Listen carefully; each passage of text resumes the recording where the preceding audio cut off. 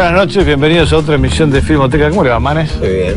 Yo también. Vamos a empezar esta semana dedicándosela a uno de los realizadores que más nos han pedido, ¿no? Es decir, las hordas que nos ven, la página de Facebook que no sabemos quién la hace, Mariano. Gente que nos para por la calle, en fin, todas esas multitudes nos reclaman Michelangelo Antonioni.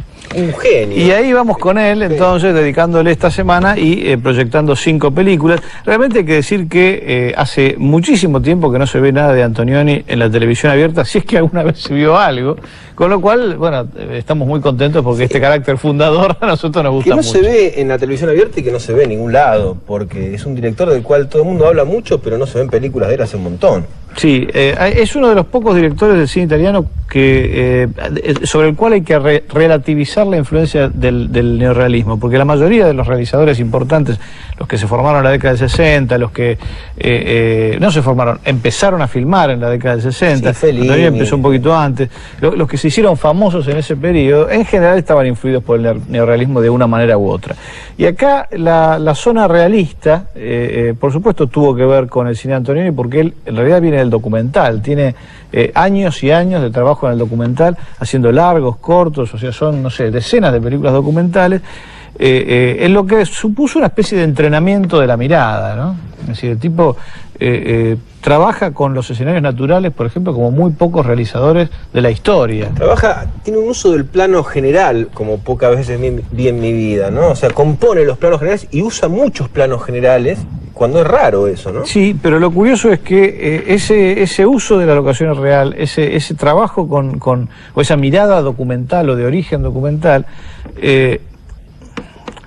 de alguna manera inexplicable, y eso es lo extraordinario creo que de su cine, inexplicable no, a través de la poesía supongo que se puede explicar, pero bueno. Termina generando un efecto irreal, digamos. Totalmente irrealista, o sea, que se escapa permanentemente del realismo, siendo que no hay nada irreal, no hay un objeto fantástico. No, crea climas como nadie, crea climas de realidad. Sí, y digamos, y en términos muy, muy concretos, esto decía Alain Robbe-Grillet, que en su momento, cuando yo lo entrevisté, él decía, sin ninguna duda, así que bueno, para él Antonioni era el más grande cineasta vivo, ¿no? Y cuando se muriera iba a ser el más grande cineasta de todos los tiempos. Y bueno, y Robbe-Grillet destacaba en Antonioni lo mismo que describía en su propia obra, digamos, esta capacidad para escaparle permanentemente al peso de lo realista. Él vivía el realismo como algo casi atroz, ¿no? Y bueno, y en el caso de Antonioni van a ver ustedes que su filmografía es un poco una excusa para, empezando desde lo realista, tomando como punto de partida lo realista, ir en otras direcciones que a veces son interiores y siempre en todo caso son de búsqueda. La idea de la búsqueda es muy importante en todo el cine. Siempre las personas que están buscando alguna cosa, ¿no? Es verdad, y se va a ver una evolución en las 5 películas que vamos a dar en la semana. Vamos a ir en forma cronológica para ir viendo cómo fue evolucionando su cine, ¿no? Porque esta cuestión de lo irreal fue en aumento en su filmografía a medida que avanzaba, ¿no? En el tiempo.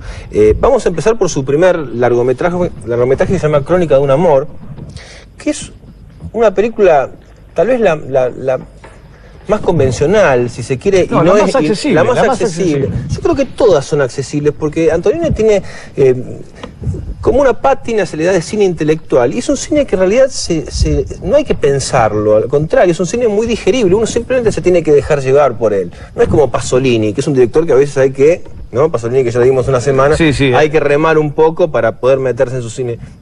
Antonioni es un cine que tiene una cuestión intelectual, pero fluye. Bueno, una de las características de este gusto por el realismo, de esta manera de trabajar el realismo, es que hay algo esencialmente cinematográfico en todo lo que él hace. Es decir, cuando elige un plano, ese plano realmente comunica una sensación, una impresión, que, bueno, cuando se hablaba de la fotogenia, de las teorías de la fotogenia a principios del siglo XX, Luis Deluc decía que la fotogenia para él era esta capacidad que tenían las cosas y las personas de ver aumentada su calidad moral cuando pasaban por el lente de la cámara y se imprimían en el celuloide. Bueno, da la impresión de que Antonioni entiende esto mejor que nadie. ¿no? Por lo menos mejor que ningún otro cineasta moderno. Y uno no podría poder reconocer esos paisajes, que a veces él los busca de manera deliberada. La isla de la aventura, por ejemplo, son lugares que a veces evocan la sensación de irrealidad, pero otras veces no, son lugares de apariencia cotidiana y que de pronto por la música que elige, por el tiempo en el que deja el plano, en un lugar preciso, por la forma en la que hace desplazar a sus personajes, logra esa cosa misteriosa que solamente el cine puede lograr. Es un cineasta esencialmente cinematográfico, ¿no? Así es. La película que vamos a ver hoy, como decía Peña, es de las más accesibles. Tiene algo de film noir. Sí, empieza como una indagación policial, ¿no? Hay un detective que tiene que averiguar. Medio como El Ciudadano, ¿no? Como una cosa que se empieza para atrás, ¿no? Y después la segunda mitad es más como un film noir, pero tampoco es ninguna de las dos cosas. Es una película muy particular. Su protagonista es una mujer increíblemente bella, Lucía Bosé, la mamá de Miguel Bosé. Miguel Bosé es igual a su madre, como la madre, como él con peluca, digamos. Cosa que debe ocurrir muy habitualmente.